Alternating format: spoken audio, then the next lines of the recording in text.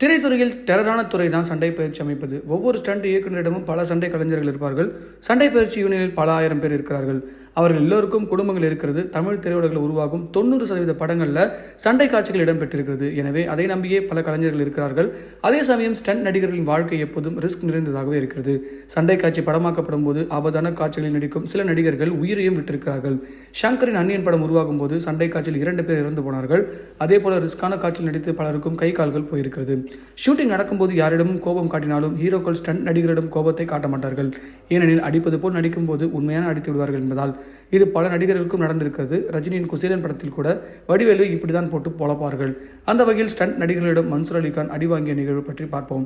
Stunt நடிகர், நடன நடிகர் என பல வேலைகளை செய்து வந்த அவரை கேப்டன் பிரபாகரன் படத்தில் வில்லனாக்கினார் கேப்டன் விஜயகாந்த். மன்சூர் அலிகான் கொஞ்சம் வாய் பேசுவார். அந்த படத்திலேயே அப்படி ஸ்டண்ட் நடிகர்களிடம் வாய் பேசியிருக்கிறார். ஒரு சண்டை காட்சியில் ஸ்டண்ட் நடிகர்கள் சுற்றி வளைத்து அவரை உண்மையில்